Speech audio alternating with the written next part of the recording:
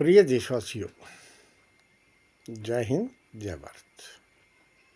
उम्मीद है कि आप सभी अपने अपने स्थानों पर बाखैर, तंदुरुस्त व कुशल मंगल होंगे।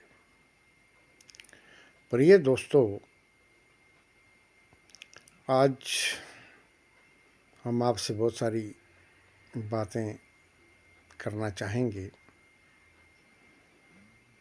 मुझे उम्मीद है कि आप इन पर पूरी तरह से तवज्जो भी देंगे, ध्यान भी देंगे और बाखूबी इन पर अमल करने की कोशिश भी करेंगे।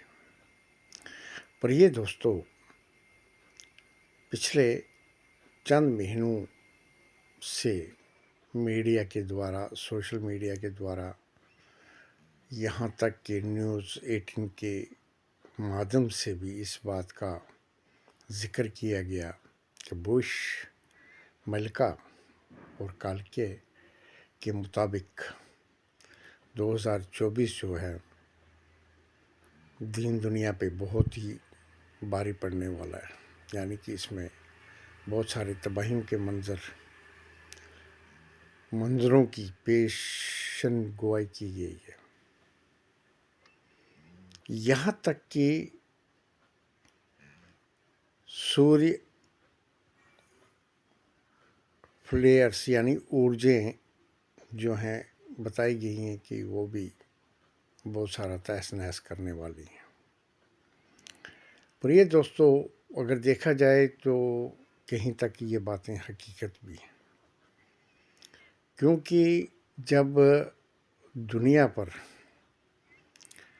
पापों की नगरी बढ़ जाती है, यानी कि पूरी दुनिया पापों की ओर चल पड़ती है, गुनाहों की ओर चल पड़ती है, तब ऐसा होता है कि ईमान धर्म जो हैं ये हमेशा कोशिश करते हैं अपने आप को बचाने की। जबकि मेरे चैनल से बहुत सारी वीडियोस ऐसी भी दर्शाई गई हैं कि मतलब देश दुनिया जो है खाली गुनाही रास्तों यानी अज्ञान की बिना पर नहीं चलती, और सबसे महत्वपूर्ण जो रोल होता है दुनिया चलाने का वो होता है कुदरत का।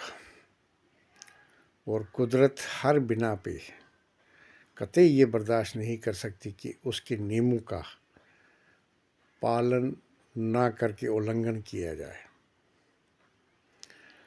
तो इस बिना पे मैं दोस्तों यही कहना चाहूँगा कि अभी भी कुछ समय है। अगर अपने अपने रास्तों को आप बदल सकते हो तो बदलो और दीन दुनिया को बचाने की कोशिश करो।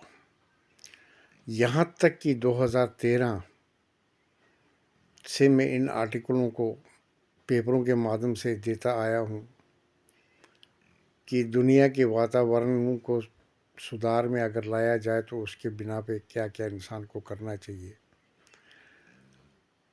ईमानदारी सबसे बड़ी जो है दयानतदारी होती है, जिसकी बिना पे झूठ से भी दूर रहना पड़ता है, निगाहे बद से भी दूर रहना पड़ता है, और हाथों की कपकपाहट यानी कि चोरियों से भी दूर रहना पड़ता है, और किसी दूसरे तीसरे के साथ धोखाधड़ी करना यानी भ्रष्टाचार जैसी बातें करनी वो भी कुदरत को कतई मंजूर नहीं है।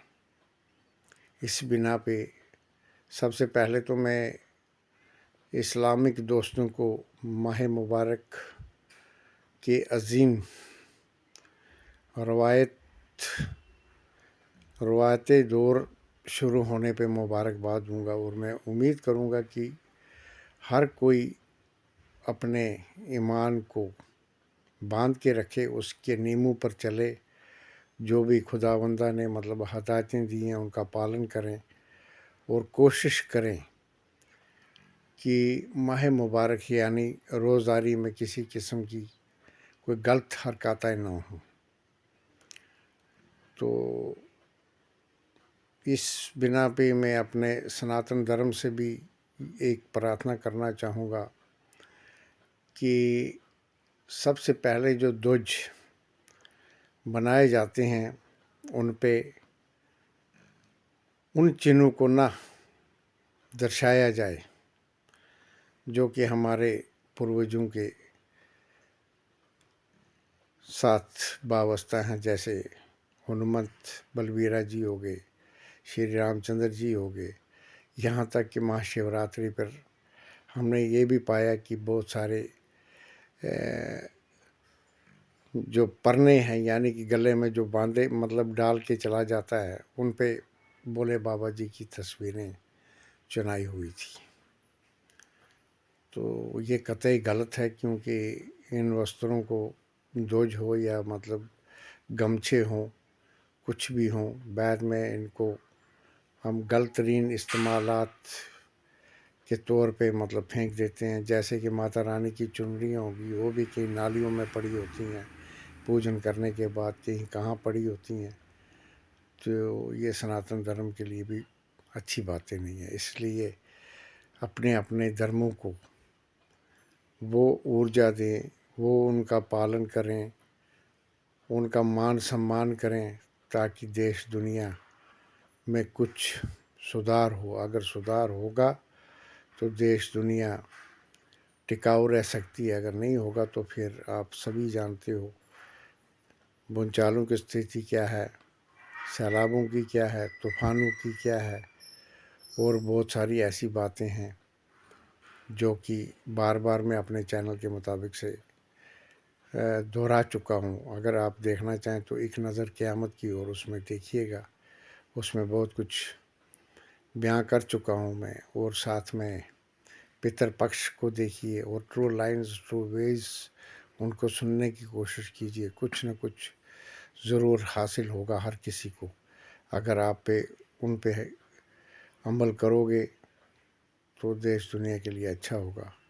यही मेरी प्रार्थना भी है, गुजारिश भी है, और शायद चुनौती भी। जय हिंद, जय भारत।